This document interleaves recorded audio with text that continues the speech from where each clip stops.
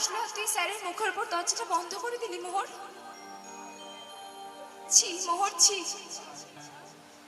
এত অহংকার ভালো নয় মোহর, এত যে ভালো নয়। তবে জানিস তো মোহর, আমার না প্রচন্ড টেনশন হচ্ছে। আমাদের ওই হোটেলের ম্যানেজারটা বললো না যে কাল রাতে নাকি একটা অ্যাক্সিডেন্ট হয়েছে। আচ্ছা মোহর, মোহর অ্যাক্সিডেন্টটা স্যারের হয়ে যায়নি তো মোহর? উনি তো বলেছিল যে গাড়ির কালারটা হোয়াইট ছিল। আচ্ছা মোহর, মোহর অ্যাক্সিডেন্টটা যদি স্যারের হয়ে যায় সবাই তো তোকেই দোষারোপ করবে, কারণ তুই স্যারের বাড়িতে থাকিস। তো তখন তুই কি বলবি মোহর? বুঝতে পারছি না, প্রচন্ড টেনশন হচ্ছে জানিস তো, প্রচন্ড টেনশন হচ্ছে। মনে হচ্ছে অ্যাক্সিডেন্টটা স্যারেরই হয়ে গেছে মোহর, মনে হচ্ছে অ্যাক্সিডেন্টটা স্যারেরই হয়ে গেছে। কি করবো কিছুই মাথায় আসছে না, মাথা কাজ করছে না মোহর।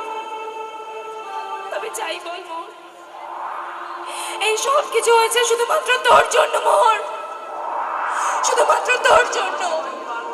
একটা মানুষ কলকাতা থেকে এত দূরে আসলো শুধুমাত্র আমাদেরকে নিয়ে যাবে বলে, আর তুই স্যারের মুখের ওপর দরজাটা বন্ধ করে দিলি মোহর। ছি মোহর ছি, এত অহংকার ভালো নয় মোহর, এত জেদও ভালো নয়। বাদে ছাড়, আমাদেরকে তাড়াতাড়ি কলকাতা ফিরে যেতে হবে। ওখানে গিয়ে দেখতে হবে স্যারের কি হলো না হলো। এখানে দাঁড়িয়ে আর সময় নষ্ট করলে হবে না। চল মোহর, আমরা তাড়াতাড়ি ফিরে যাই এখান থেকে, কি ওখানে কি আমাদেরকে দেখতে হবে। চল চল আমরা বেরিয়ে পড়ি, চল চল চল চল চল।